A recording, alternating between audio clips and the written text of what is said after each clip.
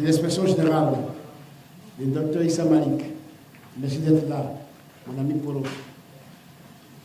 Le président du CPP, le ministre Monet Léon Emmanuel, merci d'être venu.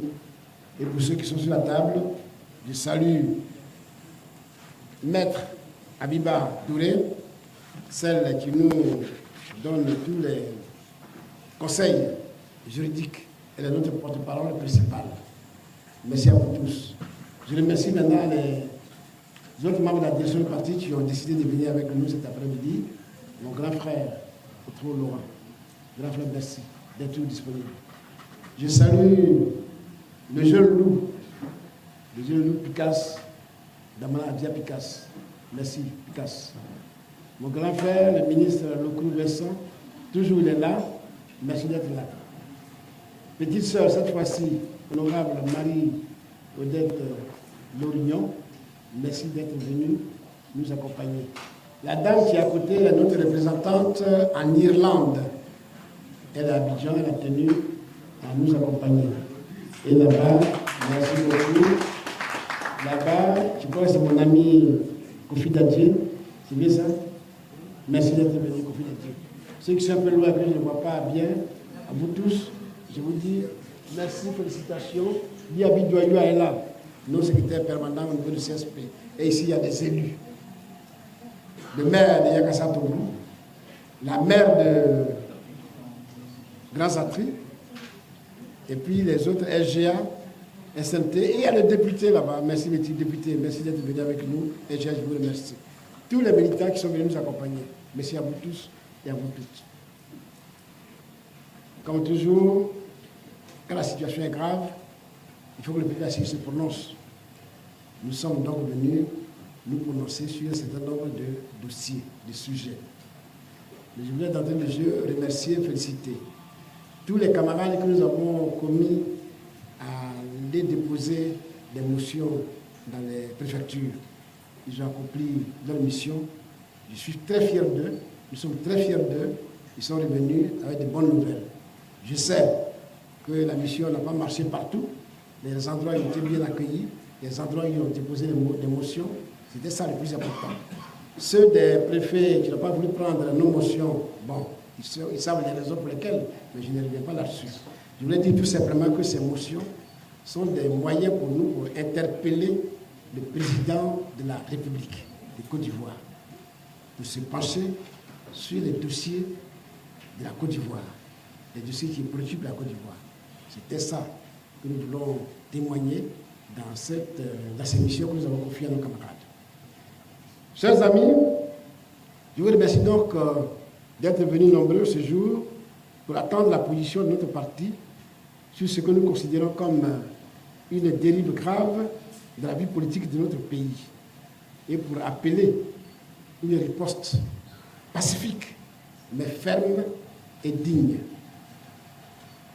Vous qui êtes ici, vous portez la voix de ceux qu'on veut réduire au silence.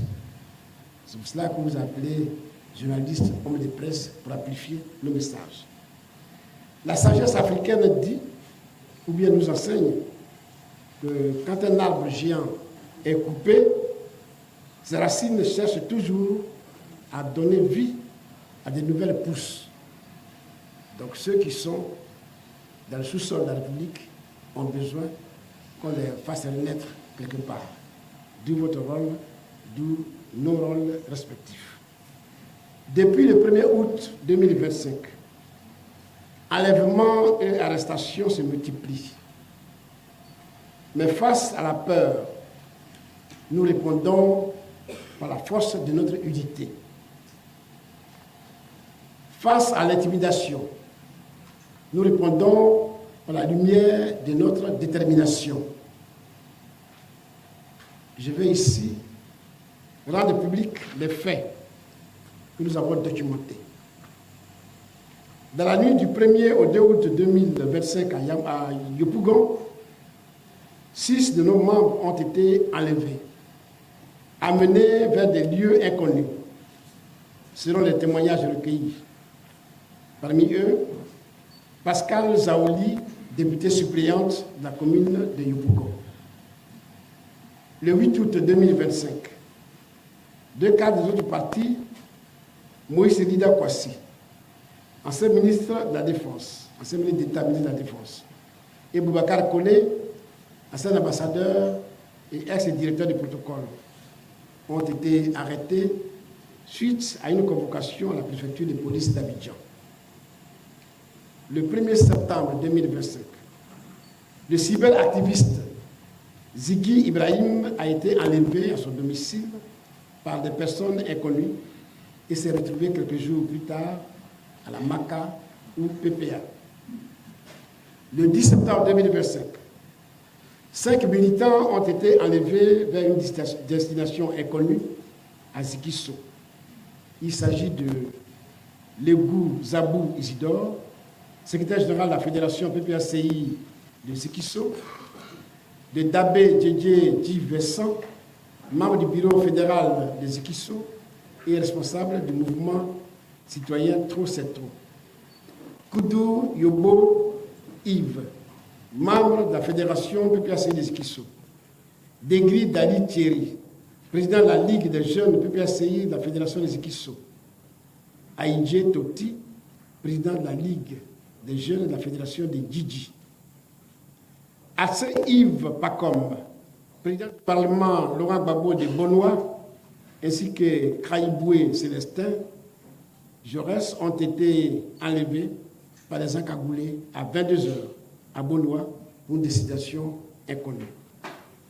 Le 12 septembre, à Divo, arrestation de Gilles Marcel Toupo, dit Facha, et son jeune frère Toupo Félix par la gendarmerie.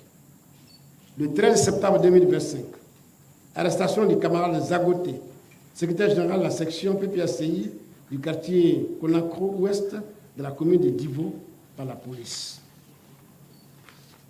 Le 14 septembre 2025, Lago Dossi Stéphane, dit dignitaire, militant du PPACI, a été arrêté à son domicile de Yopougon, Mami Adjoa, par des encagoulés pour une destination inconnue. Le 15 septembre, la fédérale, je dis bien la fédérale, c'est une femme, la fédérale d'Issia, Tapé Julie, a été enlevée à son domicile et conduite vers une destination inconnue par des personnes non identifiées. La liste est longue. La liste est longue. Aujourd'hui, le PPACI dénombre 29 personnes victimes d'enlèvement ou de disparitions forcées depuis le 1er août 2025. À cet égard, le parti exprime sa solidarité et se tient résolument aux côtés des familles dans cette dure épreuve. Personne ne devrait voir un proche disparaître ou arrêter pour des opinions politiques. Nous allons demander à rencontrer le ministère de l'Intérieur pour nous acquérir de la situation de ces compatriotes dont les familles demeurent sans nouvelles depuis plusieurs semaines. Dans un état de droit, il n'est pas normal que le peuple sente monter des tensions politiques à la veille de chaque élection.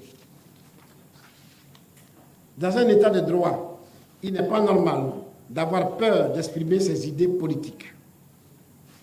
On peut faire la politique sans terroriser, sans persécuter, ni harceler.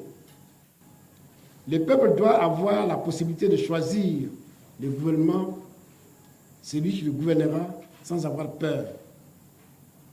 Nous rappelons que l'article 21.3 de la Déclaration des droits de l'homme dispose que la volonté du peuple est le fondement de l'autorité des pouvoirs publics.